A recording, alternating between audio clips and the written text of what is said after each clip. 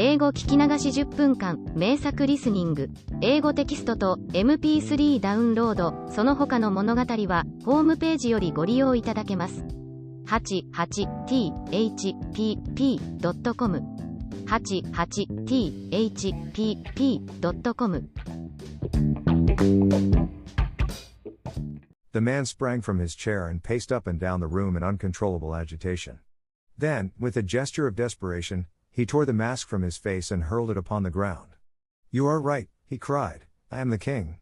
Why should I attempt to conceal it?" "Why, indeed?" murmured Holmes.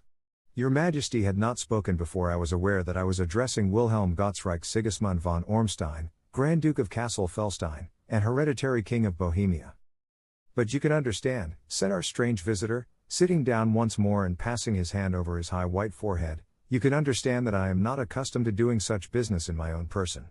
Yet the matter was so delicate that I could not confide it to an agent without putting myself in his power.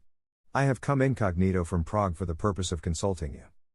"Then, pray consult," said Holmes, shutting his eyes once more. "The facts are briefly these. Some 5 years ago, during a lengthy visit to Warsaw, I made the acquaintance of the well-known adventuress, Irene Adler. The name is no doubt familiar to you."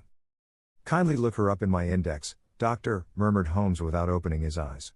For many years he had adopted a system of docketing all paragraphs concerning men and things, so that it was difficult to name a subject or a person on which he could not at once furnish information. In this case, I found her biography sandwiched in between that of a Hebrew rabbi and that of a staff commander who had written a monograph upon the deep-sea fishes. "Let me see," said Holmes. Born in New Jersey in the year 1858. Contralto, La Scala, Prima donna Imperial Opera of Warsaw, yes. Retired from operatic stage, Living in London, quite so. Your Majesty, as I understand, became entangled with this young person, wrote her some compromising letters, and is now desirous of getting those letters back." "Precisely so. But how? Was there a secret marriage?" "None." "No legal papers or certificates?" "None." "Then I fail to follow your Majesty. If this young person should produce her letters for blackmailing or other purposes, how is she to prove their authenticity?" "There is the writing." Pooh. Forgery." "My private notepaper." "Stolen." "My own seal."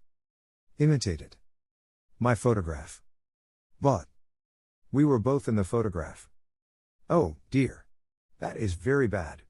Your Majesty has indeed committed an indiscretion." "I was mad, insane." "You have compromised yourself seriously." "I was only Crown Prince then. I was young. I am but 30 now.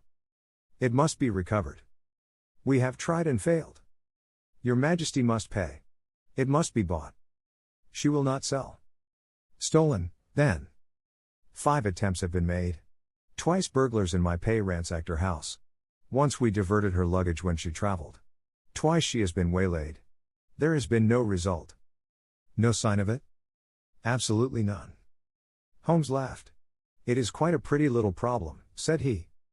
"But a very serious one to me," returned the king reproachfully. "Very, indeed. And what does she propose to do with the photograph?" "To ruin me." "But how?" "I am about to be married."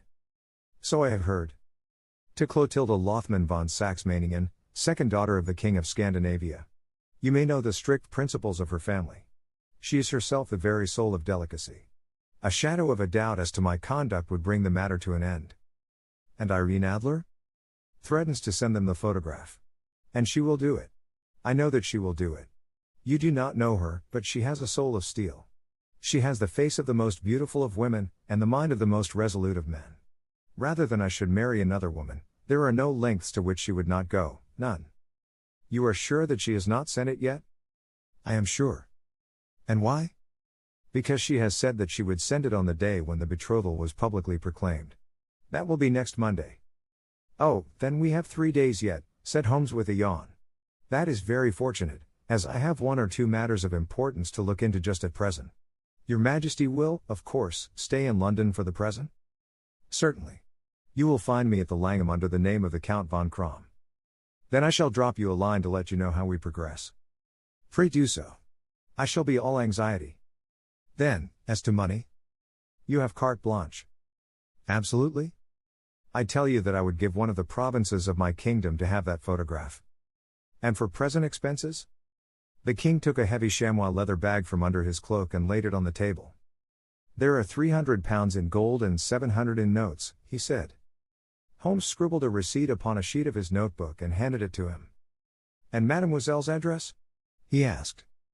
Is Bryony Lodge, Serpentine Avenue, St. John's Wood. Holmes took a note of it. One other question, said he. Was the photograph a cabinet? It was.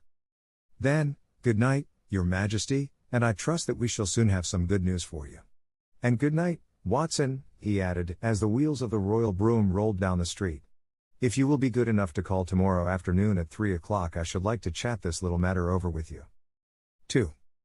At 3 o'clock precisely I was at Baker Street, but Holmes had not yet returned. The landlady informed me that he had left the house shortly after 8 o'clock in the morning.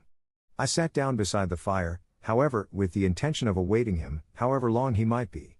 I was already deeply interested in his inquiry, for, though it was surrounded by none of the grim and strange features which were associated with the two crimes which I have already recorded, still, the nature of the case and the exalted station of his client gave it a character of its own.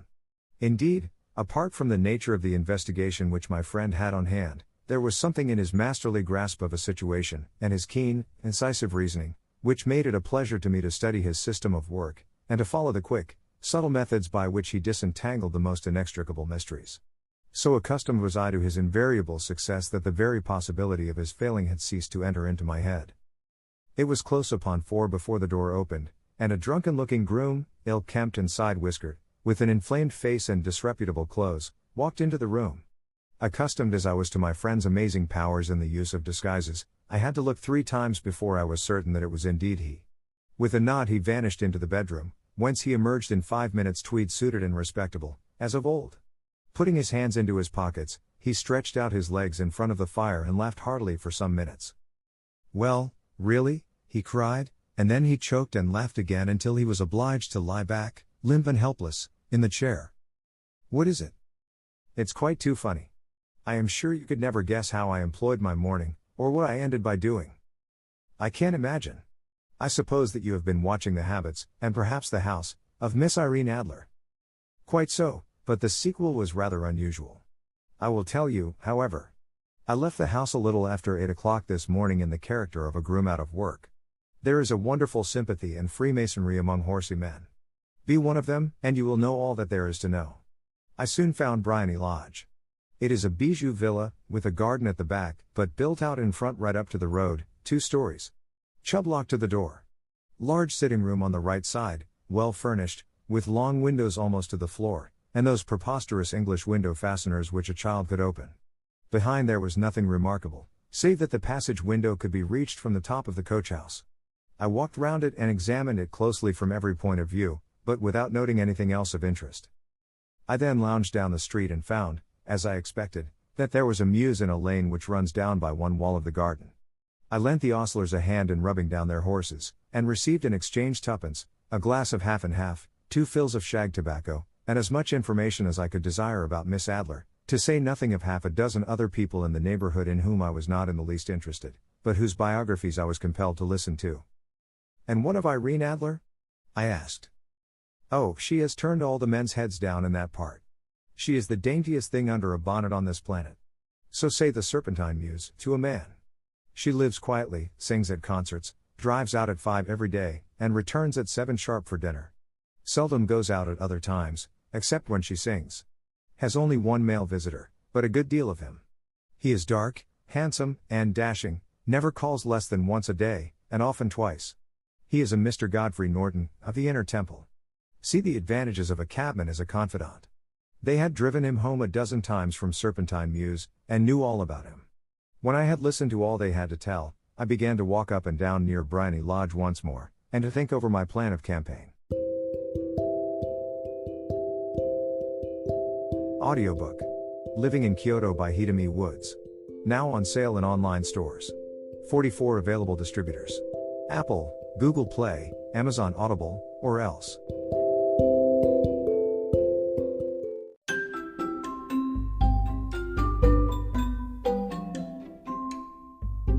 大好評。秀美ウッズがデザインしたとってもかわいいオリジナルグッズが手に入る。トートバッグ、缶バッジ、ステッカー、T シャツ、トレーナー、パーカー、文具、その他いろいろ、エリゼン .com で見てみてね。erizen.com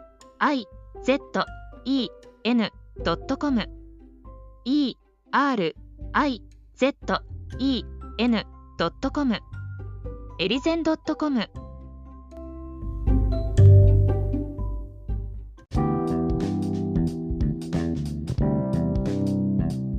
英語聞き流し10分間名作リスニング。英語テキストと MP3 ダウンロード、その他の物語はホームページよりご利用いただけます。88thpp.com 88thpp.com